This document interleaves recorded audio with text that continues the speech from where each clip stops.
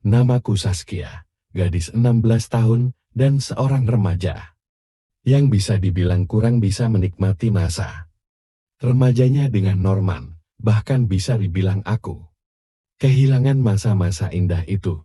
30% waktuku aku gunakan buat belajar di sekolah, sedangkan 70% lainnya aku gunakan untuk membantu ibuku. Ya, ibu tiriku, Muriati yang super duper galak. Dia bekerja sebagai tukang jahit, dan aku bertugas mengantarkan jahitan yang sudah selesai dikerjakannya. Walau galak, dia tidak pernah kejam. Seperti di sinetron-sinetron, tidak pernah memberiku makanan basi, tidak pernah mencambukku dan hal-hal sadis lainnya. Aku menyebutnya galak karena hampir tiap hari aku tak luput dari omelannya. Selalu saja ada yang tidak berkenan di hatinya, sehingga aku didampratnya. Karena sudah 5 tahun setelah kepergian ayahku, aku mulai mendapat bentakan darinya. Sehingga membuat hal semacam itu sudah terbiasa dan tak menjadi soal bagi gadis kerempeng seperti aku.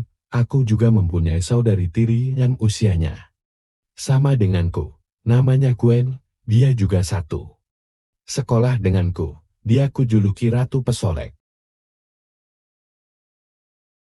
Karena setiap menit dia selalu nampang di depan kaca dan berdandan. Koleksi baju-bajunya juga segudang. Belum lagi aksesoris dan semacamnya. Karena dia anak kandung dari ibu tiriku, wajar saja Gwen menjadi anak kesayangannya. Karena pernikahan dengan ayahku tak memberikan dia keturunan selanjutnya. Hampir tiap hari kami selalu bertengkar, ada saja masalah yang kami ributkan. Nampaknya dia seperti ingin menyingkirkanku dari rumah tempat kami tinggal. Belum lama ini, dia membuatku dimarahi habis-habisan oleh Pak Kepala Sekolah karena memecahkan piala kejuaraan cheerleader yang sebenarnya Gwenlah yang mendorongku sehingga mengenai piala tersebut. Jika dihitung-hitung ada semiliar lebih kejahilan yang dia lakukan kepadaku. Walau demikian, aku tidak ada niat untuk membalas kelakuannya. Hal itu malah akan membuatnya semakin girang. Soalnya, tujuan dia melakukan hal-hal itu adalah untuk membuatku marah. Namun aku gak mau dia merasa sukses. Jadi, setiap dia jahim, aku cuek saja. Siang yang amat panas ini, aku seperti biasa menggenjot sepedaku mengitari kampung untuk mengantarkan jahitan yang sudah diselesaikan. Ibu tiriku, hari ini lumayan banyak pakaian yang harus aku antarkan. Jadi aku harus cepat-cepat menyelesaikan tugas ini sebelum gelap. 3 alamat sudah berhasil aku kirimkan jahitannya. Tinggal 20 lagi. Wow, gak kebayang gimana capeknya badanku pas pulang nanti. Apalagi tidak ada kendaraan lain selain sepeda ontel pemberian almarhum bapakku pas aku naik kelas beberapa tahun silam. Selamat siang Bu. Ini pakaiannya sudah jadi, kataku kepada salah satu pemilik jahitan yang sudah menyambutku di halaman rumahnya. Mukanya tampak girang setelah dia melihat jahitan ibuku yang sesuai dengan harapannya, Ibu Gendut. Aku biasa memanggilnya karena postur tubuhnya yang memang seperti itu. Dia merupakan langganan tetap kami dan salah satu yang paling berjasa mempromosikan usaha ibuku. Ya, sebagai tukang gosip dia banyak membicarakan hasil jahitan ibuku yang memuaskan kepada teman-temannya. Dampak positifnya, ibuku kebanjiran order, dan dampak negatifnya, aku yang kecapekan membawa barang. Sebanyak ini, setiap kali mengantar. Setelah uang aku terima, aku langsung bergegas. Melanjutkan rute selanjutnya, gak lumayan jauh. Beberapa kayuhan saja sudah sampai di tempat. Wah, bagus sekali. Ibumu memang penjahit top, kata Ibu Tantia. Hei, Eliabu, ibu saya memang tidak mau mengecewakan para langganannya. Beliau selalu memperhatikan setiap detail dari keinginan semua langganan, jawabku. Ayo masuk dulu nak. Kamu kelihatannya haus gitu, ucap Ibu Tantia. Oh iya, makasih sebelumnya Bu, kebetulan saya memang haus banget, jawabku.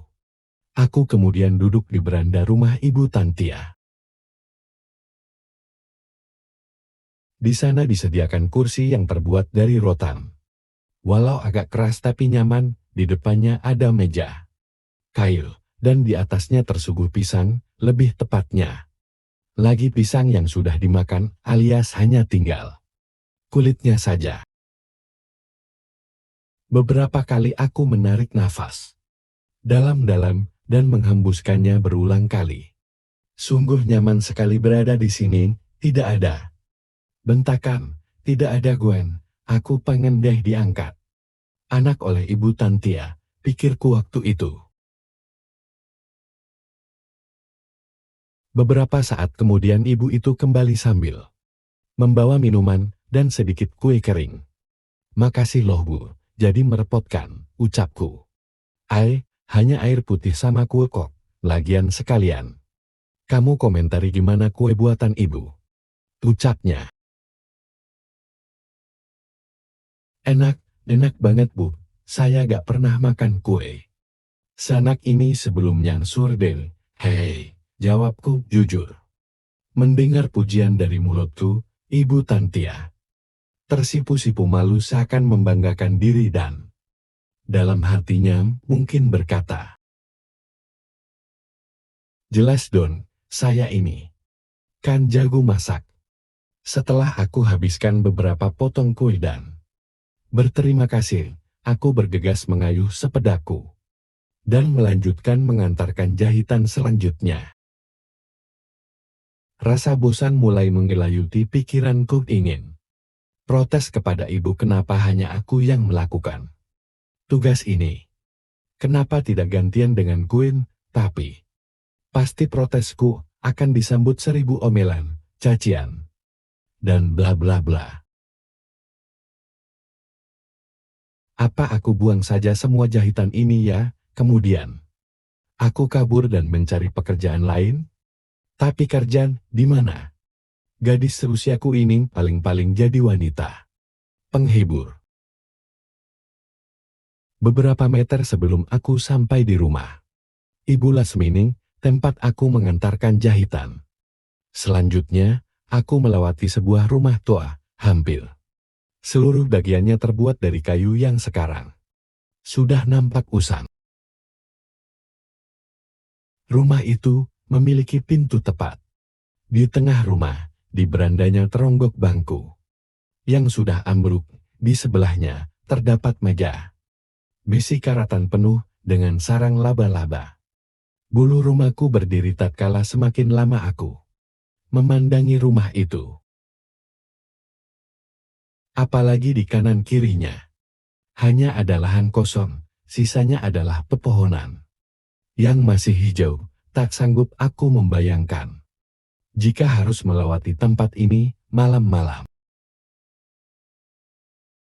Rumah tersebut berada di pojokan jalan, sehingga saat aku melewati tikungan, aku bisa melihat bagian belakangnya yang tanpa pagar. Ada sebuah bangunan yang sepertinya itu adalah sumur sumur yang masih tradisional, lumayan besar namun sudah tertutup lumut dan tumbuhan menjalar. Sedangkan di samping sumur tersebut, berserakan batu bata bekas bangunan yang telah ambruk. Mungkin itu adalah bekas kamar mandinya.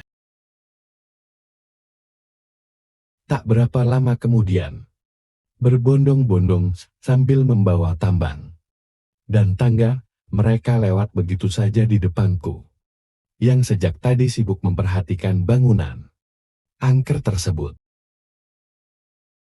Karena kaget dan jarak mereka terlalu dekat, aku tak mampu mengerem, dan akhirnya aku menabrak salah seorang di antaranya. Gedubrak.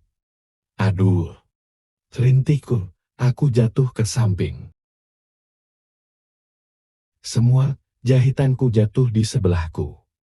Tragedi jatuhnya aku tak membuat orang-orang itu berhenti, mereka tetap saja melanjutkan aksinya. Yang entah mau apa, sementara orang yang aku tabrak pun juga tak bereaksi. Walau dia ikut jatuh, dia segera bangkit dan mengikuti gerombolannya. Dasar aneh. Zaman sekarang sudah hilang jiwa tolong menolongnya. Gumamku, setelah beberapa menit aku terkulai dan hendak bangkit. Tiba-tiba dari arah samping kanan terjulur tangan yang hendak memberiku pertolongan. Maaf ya, kami sedang terburu-buru, kamu tidak apa-apa kan? Kata seorang pemuda berkulit sawo matang.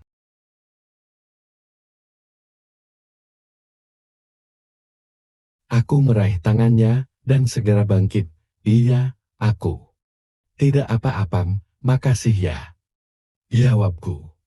Pemuda itu memakai topi berwarna merah, kaos hitam, dan celana 3/4 berwarna biru. Setelah membantuku berdiri, dia membantu merapikan jahitanku yang ikut terjatuh tadi. Ada apa sih? Kok kayak mau demo gitu? Tanyaku. Penasaran. Itu, ada orang meninggal masuk ke dalam sumur rumah tua di seberang, jawabnya. Hal, kok bisa? Tanyaku lagi. Aku juga belum begitu tahu penyebabnya, ini juga baru mau memastikan kejelasannya. Oh ya, aku tinggal yai, kata pemuda itu sambil berlari ke arah kerumunan orang yang sudah sampai di sumur tua tersebut. Beberapa saat kemudian jalanan menjadi ramai. Laki-laki, perempuan dan anak-anak berhamburan ingin menyaksikan peristiwa naas itu. Saking ramainya, aku hanya bisa menuntun sepedaku melawan arus manusia yang luar biasa ramai. Tak ada niat sedikit pun untuk bergabung dengan mereka. Aku sangat takut sekali melihat jenazah. Ada rasa trauma saat aku melihat jenazah bapakku beberapa tahun silam. Pelan-pelan aku melewati satu demi satu manusia yang silih berganti menghampiri TKP. Sesekali aku memperhatikan mimik muka mereka. Salah satu wajah yang sedikit menyita perhatianku adalah wajah seorang wanita yang usianya mungkin sama dengan ibu tiriku. Dia tidak ikut seperti yang lainnya, hanya duduk di kursi goyang di beranda rumahnya. Dia memakai syal berwarna coklat dengan rambut terurai, wajahnya pucat dan matanya kosong. Pikirannya seperti melayang tak karuan. Di suasana yang begitu ramai, dia sama sekali tak terpengaruh. Layaknya balita, dia asik dengan dunia lamunannya. Sesekali dia meremas-remas pelan. Jemari keriputnya, bibirnya juga terlihat komat-kamit. Entah baca mantra atau sedang bersenandung. Langkah kakiku yang kala itu sedang menuntun sepeda semakin pelan dan semakin pelan demi memperhatikan sosok paruh baya itu. Ma, ada tambang. Tambang yang dibawa temen-temen kurang panjang, kata pemuda bertopi yang sempat menolongku membangunkan lamunan wanita yang sedang kuamati sejak tadi. Ada di belakang, di dekat lemari tempat pamanmu menyimpan perabot yang sudah tidak dipakai, jawab si perempuan tanpa sedikit pun mengubah posisi. pandangannya. Si pemuda langsung bergegas ke belakang.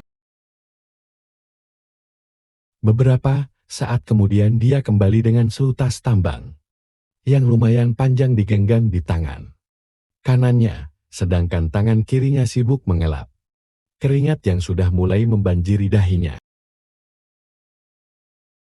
Beberapa langkah setelah keluar dari rumah yang dipanggilnya Amak tadi, dia sempat menoleh ke arahku sambil melemparkan senyum kilnya. Aku pun membalasnya dengan senyuman yang kecil pula. Langkahnya cepat dan sigap seperti tim SARF.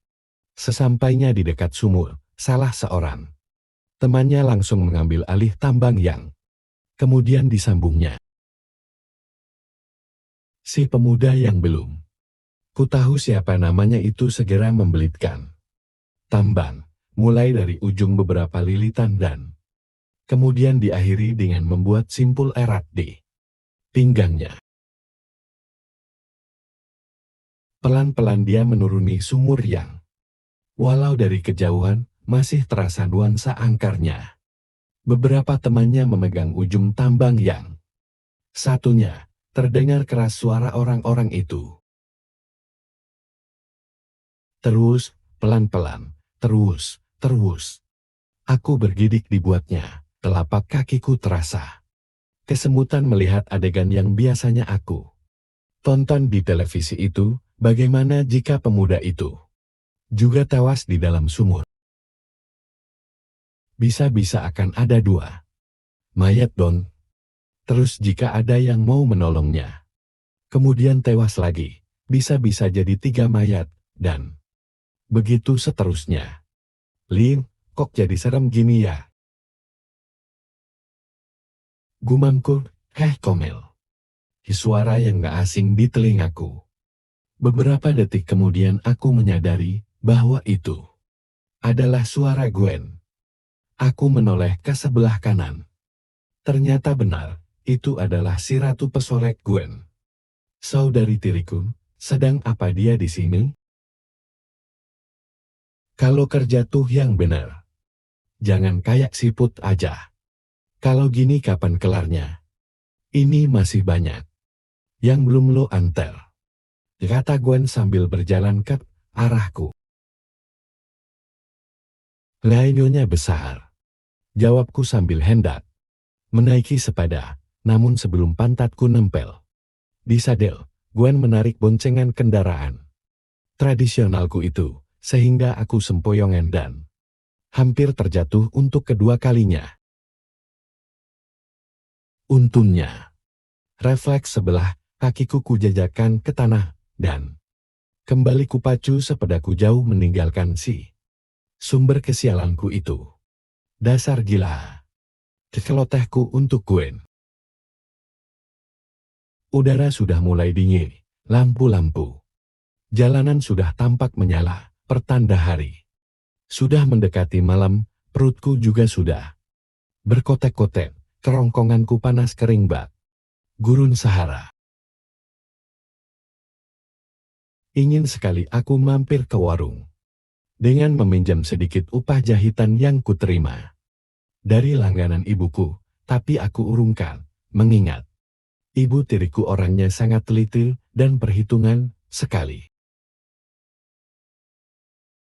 Mana mungkin dia kan mau menerima upah jahitannya berkurang walau hanya untuk mengisi perutku. Dia lebih memilih aku mati kelaparan di tengah jalan daripada mendapati upah jahitannya berkurang. Lebih baik aku bergegas pulang saja dan menghajar laparku ini di rumah daripada kena omel setelah melihat keranjang yang kutempatkan di boncengan belakang sepedaku sudah habis. Maka aku mengira semua tugasku sudah selesai. Aku putar arah dan melesat pulang, namun belum sempurna aku memutar sepedaku. Sebuah teriakan dari rumah di ujung jalan mengagetkanku. Udah aku tunggu-tunggu dari tadi, kok baru datang? kata seorang wanita berambut terurai panjang dan keriting yang tampak nongol di depan pintu. Make up-nya yang lumayan tebal, serta gelangnya yang gemerincing, membuatku ingat bahwa dia adalah Ibu Kamila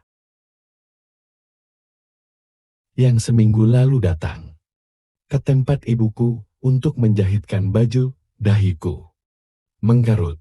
Apakah ibuku tadi juga memberikan jahitan Ibu Kamila yang sudah jadi, tapi di keranjangku sudah tidak ada lagi tulis. Mana? Udah jadi kan? Ibumu sudah janji akan mengantarnya hari ini, soalnya besok mau saya pak ke acara kawinan ponakan saya, ucap Bu Kamila. Aku meringis, entah mau berkata apa, segera aku melihat catatan yang diberikan ibu sebelum aku berangkat tadi.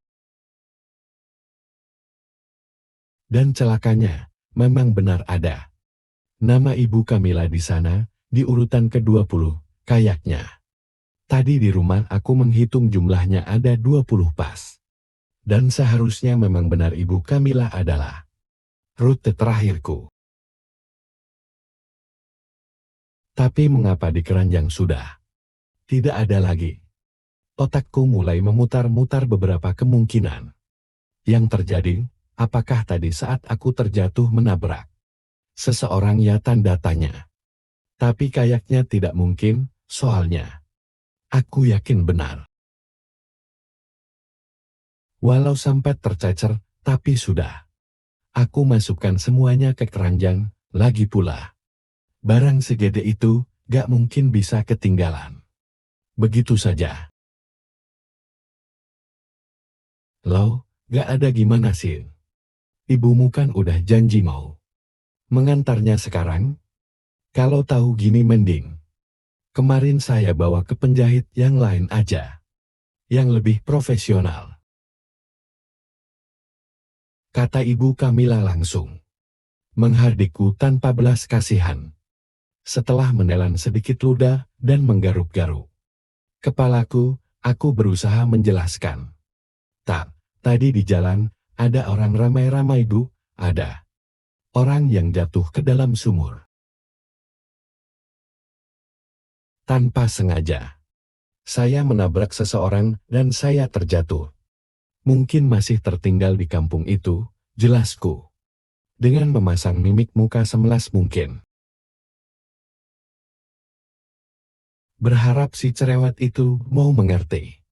Tapi bukannya mau mengerti, dia malah berkaca pinggang seraya menyibakkan poninya dan berkata, jadi maksud kamu baju saya jatuh di jalan dan hilang gitu? Becus kerja gak sir? Bukan hilang Bu, tapi ketinggalan di jalan, jawabku. Kalau di jalan pasti sudah diambil orang mana? Mungkin barang sebagus dan semahal pakaian saya jatuh di jalan dan tidak ada yang mengambilnya. Pasti udah hilang dia, nyesel. Saya bener BNR, NGSL.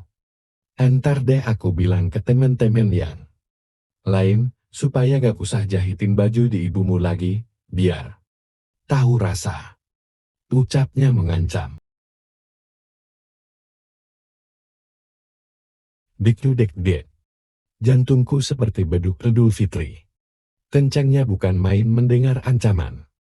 Ibu Kamila, jika ibu tiriku tahu kejadian ini dan langganannya jadi kabu, bisa-bisa aku diusir dari rumah, bahkan lebih parahnya lagi, aku bisa digantung. Jangan Bu. Saya nanti akan mengantarkan jahitan ibu secepatnya. Saya akan cari hari ini juga. Mudah-mudahan ketemu, ucapku.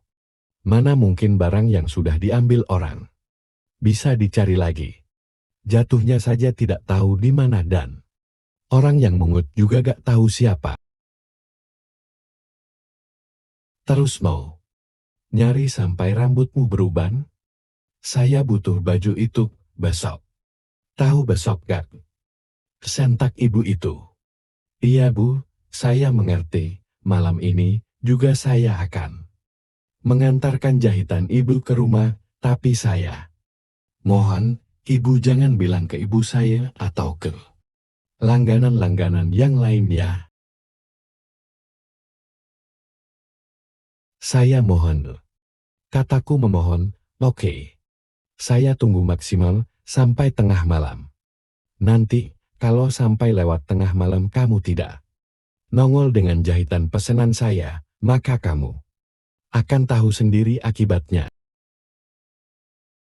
Ucap Ibu Kamila sambil berlalu pergi.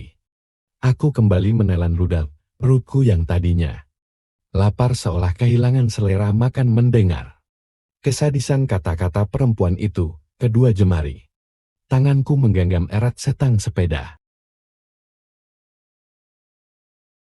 Udara di sekitar tubuhku juga sempat tak terasa beberapa saat. Mimpi apa aku semalam sampai-sampai didamprat habis-habisan seperti ini. Setelah menarik nafas panjang beberapa kali dan merapikan rambutku, aku kembali menjejakkan telapak kaki ke pedal sepeda. Pikiranku masih kosong, 1000 harapan akan keajaiban mampir ke batok kepalaku. Tak henti doa terpanjat dari bibir tipis yang sejak tadi kering ini. Kemana aku harus mencari pakaian itu? Sudah malam pula. Ya Tuhan, tunjukkan mukjizat-Mu pada yatim piatu sepertiku ini. Gumamku dalam hati. Kriuk, kriuk, perutku berulah lagi. Rasa lapar kembali menderaku, kaki dan tanganku ikut lemas. Seakan kehabisan energi. Tenaga kayuhanku menurun 50% di kanan. Kiri jalan tercium aroma-aroma nasi goreng dan bakso yang berasal dari lapak penjual kaki lima. Belum cukup sampai di situ, aroma daging ayam panggang di kios yang bertuliskan ayam bakar Makampot membuat air liurku terus-terusan diproduksi. Aku hanya bisa melihat orang-orang duduk dengan nyaman, bercengkrama dengan teman, keluarga, bahkan kekasih mereka, sambil sesekali memasukkan beberapa suap makanan ke mulut. Muka si penjual dipenuhi senyum lebar melayani para pelanggannya. Mereka tidak tahu ada seorang gadis yang nyawanya di ujung tanduk. Batas waktuku hanya tengah malam. Nanti, jika pakaian itu tak bisa kutemukan, mungkin besok aku akan berada di bawah jembatan. Atau di emperan toko menengadahkan tangan sambil meminta belas kasihan orang. Kenapa aku bisa seceroboh ini? Atau ini memang hari sialku? Tunggu Gwen. Aku tahu pasti ini, ulahnya. Sejenak aku mengerem sepeda dan berhenti. Dengan satu kaki, masih menginjak pedal.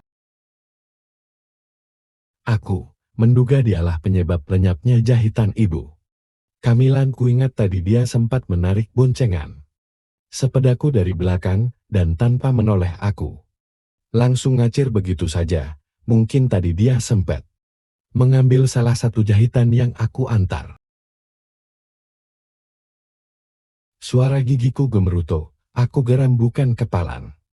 Dengan gadis yang selalu bikin aku sial itu, henti-hentinya dia bikin aku susan. Apa benar dia ingin aku diusir dari rumah?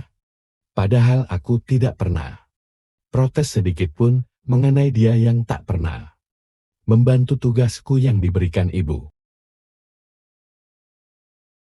Awas saja ya. Jika sampai aku benar-benar diusir dari rumah gara-gara masalah ini, aku bersumpah akan membalas kelakuannya itu.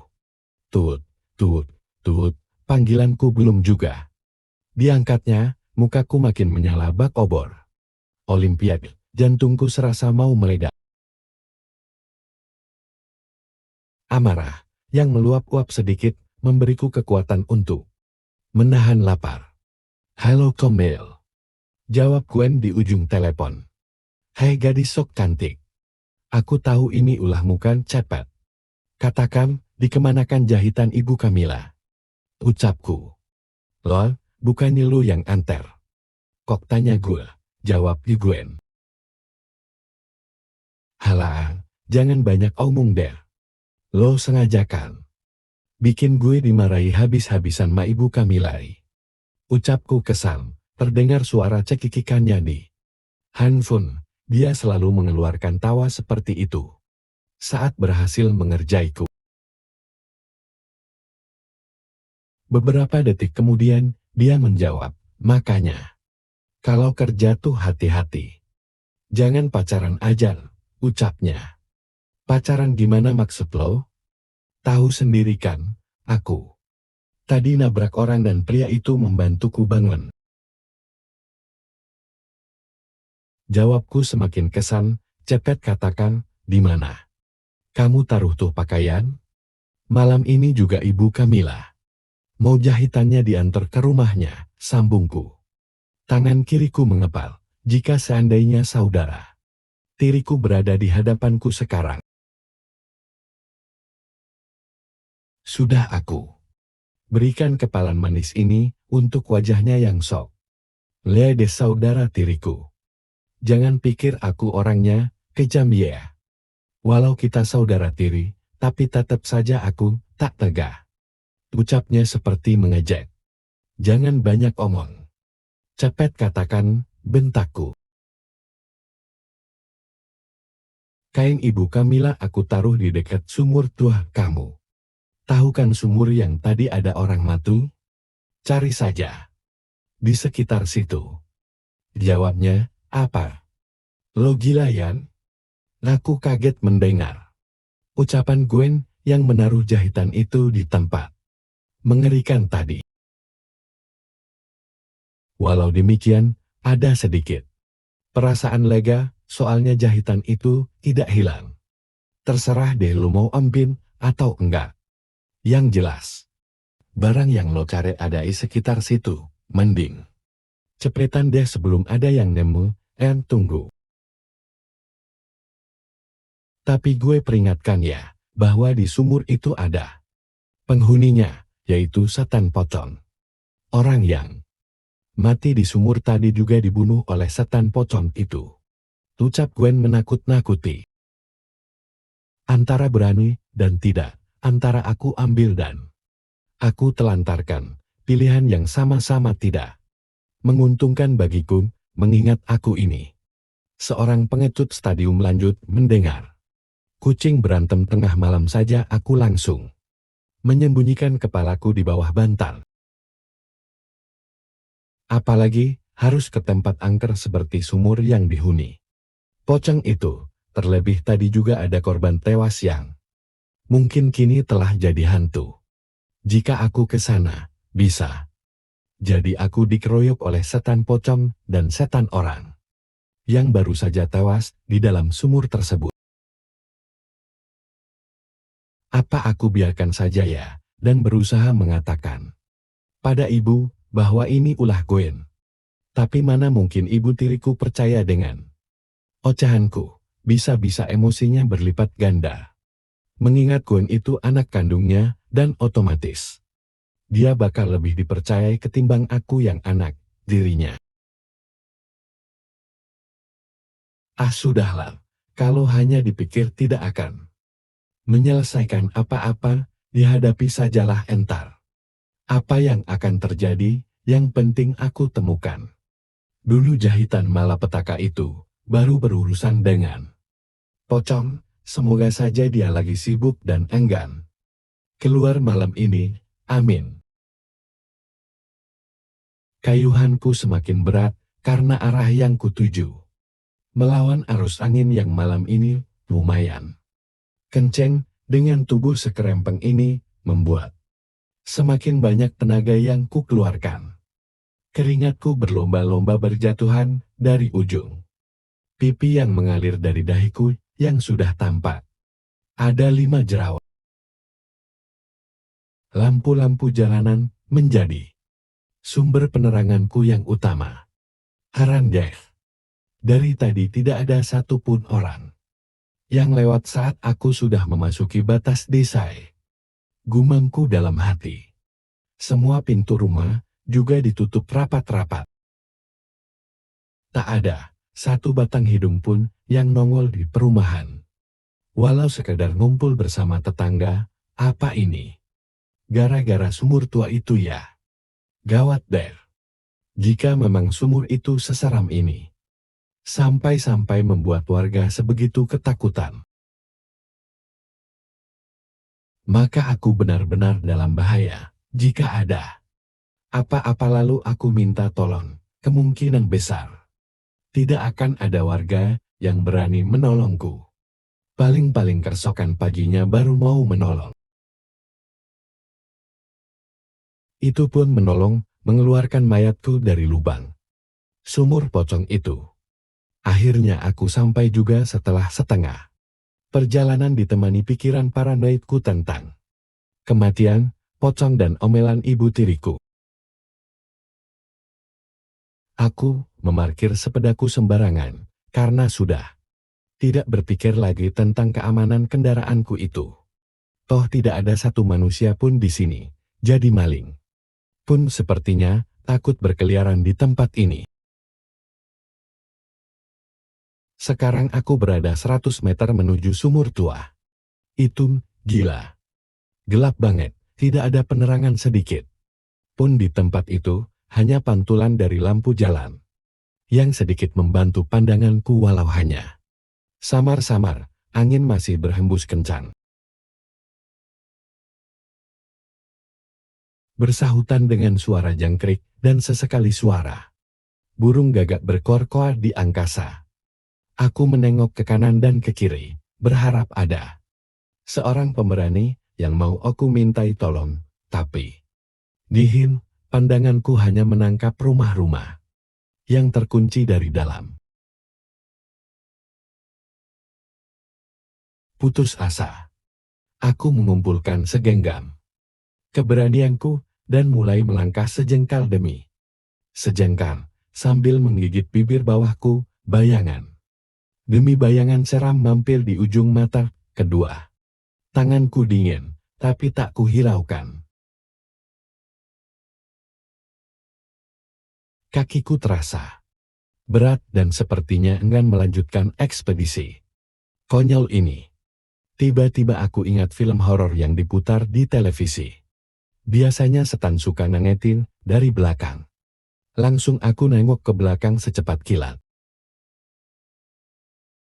Sambil menutup mata dengan satu tangan. Alhamdulillah, tidak ada. Sedikit lega aku melanjutkan langkahku. Kali ini, sedikit ku percepat. Degup jantungku menggema jelas sampai ke telingaku. Bulu kudukku tiba-tiba berdiri kokol. Perasaan tidak enak mulai menyerbu nuraniku. Tulang belulang serta urat-uratku kaku luar biasa. Ini pertama kali kurasakan, apakah ini pertanda ajal akan menjemputku? Oh Tuhan, jangan biarkan aku mati di tempat kayak gini. Paling tidak, aku pengen mati dengan husnul khotimah.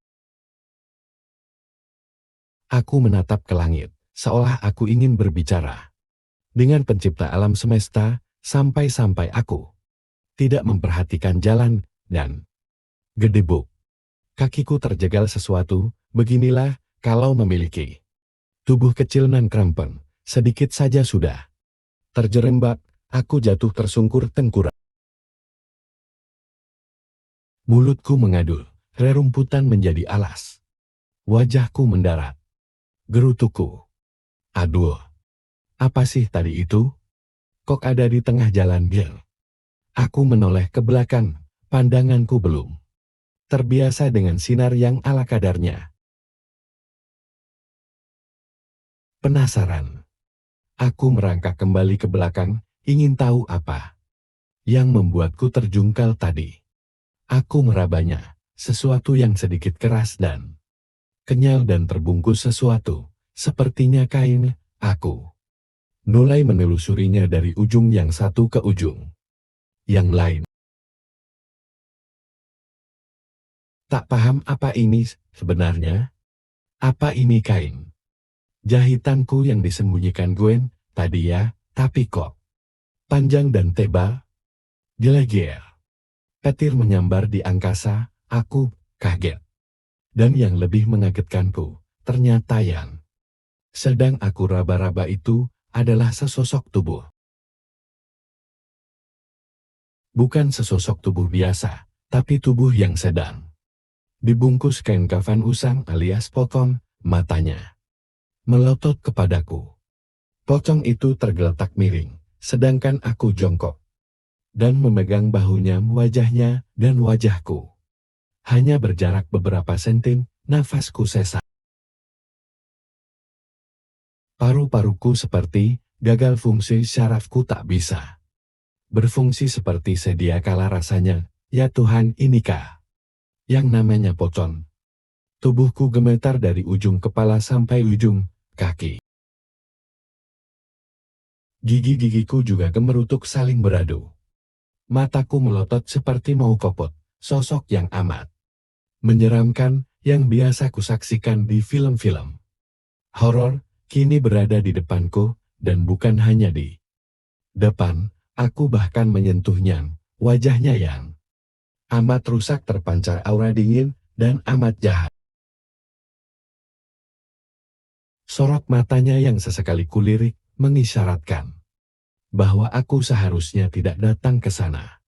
Aku ingin berteriak histeris, berharap membangunkan semua penduduk lalu berbondong-bondong ke sini. Tapi faktanya, rasa lapar dan dahagaku membuat tenggorokanku mati rasa. Aku sudah membuka mulutku lebar-lebar, tapi tak ada suara sedikit pun yang keluar, hanya udara tersendat-sendat yang keluar dari mulutku. Si pocong terus-terusan melemparkan pandangan dingin ke arah wajah pucatku. Dia tak bergerak sama sekali, seperti onggokan batu bata yang berserakan di tempat itu. Setelah lumayan lama aku gugup, aku menggeser sedikit demi sedikit tanganku yang sejak tadi tanpa sengaja mampir ke pundaknya. Ku perhatikan dia. Apakah akan bereaksi? Dan ternyata tidak. Dia masih saja diam. Menyadari hal itu, aku segera menjauhkan telapak tanganku dari bangkai yang dibalut kain putih tersebut. Baru kali ini, aku merasakan satu detik menjadi begitu kian lama. Saat sudah lumayan jauh, aku langsung secepat kilat memboyong tubuhku menjauh dan lebih jauh lagi. Meninggalkan primadona film horor itu. Aku berlari entah menuju kemana. Pandanganku masih ala kadarnya. Lampu-lampu perumahan warga hanya mampu kulihat dari jauh. Kepalaku kutolehkan ke kanan, ke kiri dan ke belakang. Waspada, apakah pocong itu mengejarku? Aman. Hanya aku sendiri yang berlarian di malam yang gila ini. Kakiku sempoyongan hampir membuatku mencium aspal jalan. Hos, hos, hos, nafasku berat. Rasanya paru-paru yang berada di dalam dadaku hampir meledak. Keringat mulai bercucuran membasahi tubuhku. Sebenarnya aku ingin pingsan saja dalam kondisi seperti ini. Tapi anehnya, walau aku ketakutan setengah mati, kesadaranku masih sempurna. Apa jangan-jangan aku ini anti pingsan ya? Waduh gawat, ini tak seperti film di TV. Jika ketemu pocong bisa serenaknya pingsan dan bangun-bangun sudah pagi. Tapi kenyataannya, aku masih sadar dan bugar. Apa setan itu bermaksud membuat jantungku copot dan paru-paruku meledak ya? Aku beberapa kali menarik nafas panjang lalu sedikit menengadahkan mukaku ke langit, berharap sedikit rileks sedikit. Terdengar suara sepeda yang dikayuh. Itu sepertinya suara sepedaku.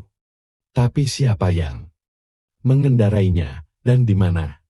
Depan, Belakang, kiri dan kanan hanya terdengar suara, tapi tak ada penampakannya. Mungkinkah pendengaranku sudah rusak? Sepertinya tidak mungkin. Karena penasaran, aku kemudian berjalan ke tengah jalan sambil tetap was. Kabut yang lumayan tebal tiba-tiba terlihat dari arah belakang. Seketika aku menoleh, suara itu semakin lama semakin dekat, dan makin dekat lagi. Oh tidak, pocong itu kembali terlihat. Dia tampak bertengger di boncengan sepedaku masih. Dengan tatapannya yang tajam, dia terus menatapku. Sementara, sepeda tuaku berjalan ke arahku tanpa dikayuh. Si KIIT bekit. Makin lama semakin cepat, dan semakin cepat itu pula aku berlari ke depan. Suaraku masih tak bisa keluar walau sekedar untuk berteriak. Tenggorokanku hanya mampu menelan ludah. Oksigen yang kuhisap serasa tak bersahabat. Tiap kali kuhirup, hidungku terasa perih. Jemari tanganku mengepal rapat, sedikit membuatku kuat memacu kakiku yang entah mau kuajak kemana. Beberapa langkah sekali aku menoleh ke belakang. Pocong itu masih ada dan terlihat manggut-manggut di atas sepedaku. Beberapa saat kemudian, entah apa yang terjadi, dia tiba-tiba menghilang. Walau demikian, perasaanku masih belum yakin jika dia benar-benar berhenti menakut-nakutiku. Saat ini aku didera perasaan capek yang amat luar biasa. Keringatku berliter-liter jatuh di dahiku. Bajuku juga basah kuyup seperti habis tersebur ke got belakang rumah. Kemudian aku beristirahat di sebuah pos ronda. Tapi tetap tidak ada tanda-tanda kehidupan. Aku berbaring sambil mengusap-usapkan wajah dengan kedua tanganku. Sebentar aku memejamkan mata. Lalu kubuka kembali. Wah! Akhirnya suaraku keluar juga. Teriakan spontan itu keluar saat aku melihat pocong yang tadi mengejarku kini berada di atas langit-langit pos ronda. Dia mengintipku dari atas sana. Teriakanku semakin keras saat dia menjatuhkan diri dan hampir menimpaku. Sontak aku bangkit. Dan dengan sedikit tenaga yang kumiliki, aku berlari sekencang-kencangnya meninggalkan tempat itu. Pelarianku berakhir saat aku melihat cahaya terang benderang di tengah pemukiman penduduk. Senyum merakah di bibirku, air mataku jatuh tak terasa. Dalam batinku, aku berkata, aku selamat. Aku langsung bergegas menerobos masuk lebih jauh kan dalam sumber cahaya itu. Dan dugaanku benar, ada orang hajatan, dan ada begitu banyak tamu undangan yang hadir. Lau, kok baru datang? Kami sudah lama menunggu Anda, kata seorang laki-laki yang mengenakan batik. Setelah menjabat tanganku, dia menggiringku duduk di salah satu kursi. Aku heran. Padahal aku ke sini untuk mencari pertolongan, tapi mengapa aku jadi tamu undangan? Dan maksud bapak-bapak tadi bahwa aku telah ditunggu itu apa? Dan ternyata ini adalah acara pernikahan. Terlihat kursi pengantin dan mempelai wanita sedang duduk di sana. Aku sepertinya mengenali pengantin wanita itu. Kalau tidak salah, dia adalah wanita tua di atas kursi goyang yang kulihat tadi pagi saat ada tragedi orang tawas di sumur tua itu, tapi dia terlihat lebih muda. Apakah aku tidak salah lihat? Aku berulang kali memperhatikan sekeliling. Apakah ini halusinasi atau memang aku sedang berada Dalam suatu acara resepsi, ku pejamkan mataku lalu. Kubuka kembali, aku ulangi beberapa kali, tapi tetap sama. Aku memang benar berada dalam suatu pesta. Pernikahan. Neng yang punya sepeda berwarna biru itu ya? Tanya salah seorang ibu tua yang memakai kebaya hijau kepadaku. Iya bu. Jawabku parau adul, jika sepedaku sudah sampai di sini. Berarti pocong sialan itu juga ada di sini. Tolong dipindahkan ya. Soalnya menghalangi para tamu, ucap ibu itu. Aku kembali gusar, sontak jantungku kembali berpatu. Aku sudah lelah dikejar-kejar penonton, tapi di sini kan banyak orang, pastinya dia tidak akan berani muncul. Ayo Neng, dipindahkan dulu, ucap ibu itu lagi. Iya bu, aku tersenyum kecil, dan terpaksa aku kembali keluar ruangan. Sesampainya di luar, aku terheran-heran, karena tidak ada sepedaku di mana-mana. Loh, tadi kata ibu tua, itu sepedaku menghalangi jalan? Yang dimaksud, menghalangi di mana? Ketika aku menoleh untuk menanyakan letak sepedaku, tiba-tiba kerumunan orang-orang itu lenyap. Tidak ada tanda sedikit pun bahwa tadi baru saja digelar pesta perkawinan, tempat yang tadi terang benderang berubah 180 derajat menjadi pekarangan yang gelap gulita tempa. Sumur tua itu berada. Astaga! Aku kembali ke sumur tua tadi. Pekikku dalam hati, hampir putus asa aku dengan keadaan ini. Buat apa aku capek-capek lari? Akhirnya aku kembali lagi ke tempat ini. Aku pasrah saja deh, apapun yang akan diperbuat oleh setan pocong itu, aku ikhlas. Mungkin inilah perjuanganku dalam mempertahankan nyawa yang mungkin belum bisa aku manfaatkan untuk banyak membantu, menolong orang lain. Tiba-tiba, tolong nolong. Aku terhenyak, sedikit merinding, lalu menoleh ke belakang. Di belakangku kulihat sumur sialan itu. Tapi kini pemandangannya sudah berbeda. Aku melihat sesosok laki-laki dewasa tergeletak sambil memegangi tamban, tubuhnya disandarkan ke bibir sumur. Pelan-pelan ku dekati, walau aku belum yakin apakah dia itu manusia ataukah setan. Namun hatiku mengatakan aku harus mendekati laki-laki itu. Tolong saya, ucapnya lirih.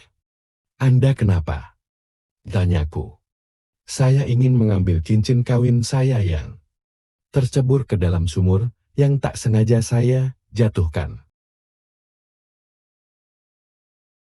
Hari ini saya akan menikah, tapi penyakit jantung saya kumat, saya tak sanggup berdiri, kata laki-laki berwajah lumayan tampan itu sambil sedikit tersengal. Aduh, gimana ya? Sudah tidak ada satu orang pun yang bisa kita mintai tolong, tapi tunggu sebentar. Saya akan coba ke rumah warga, kataku yang kasihan melihat lelaki itu. Tidak ada waktu lagi, tolonglah. Walau ini agak gila, tapi bisakah kamu menolong saya mengambilkan cincin itu? Saya akan memegangimu dari sini. Dengar tambang ini, keadaan saya tak memungkinkan untuk mengambilnya. Pinta lelaki itu memohon. Apa? Tidak mungkin. Saya ini gadis lemah. Tidak mungkin bisa melakukan hal itu. Jawabku. Kamu pasti bisa. Saya yakin.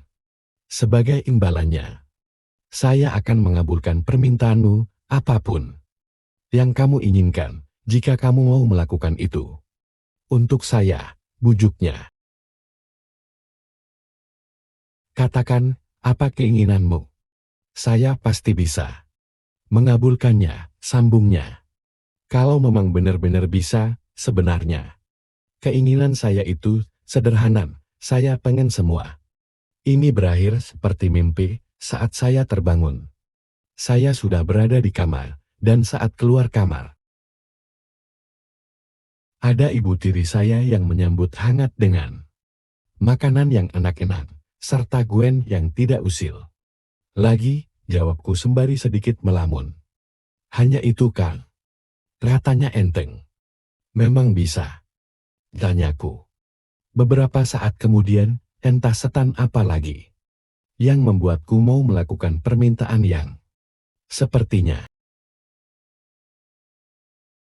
mustahil untuk kulakukan itu. Lelaki yang kelihatan pucat akibat sakit menyerangnya itu memegangi tambang di bibir sumur, sedangkan aku pelan-pelan menuruni mulut sumur dengan irama jantung bak beduk. Aku dengar lincah melesat ke bawah, terus dan terus, semakin ke bawah semakin gelap. Beberapa menit kemudian, aku sampai di dasar sumur. Di dalam sini tak begitu banyak air, mungkin karena musim kemarau menyebabkan hanya sebatas mata kaki saja air yang tersisa. Aku kemudian jongkok dan mengarahkan jemariku ke kanan dan ke kiri,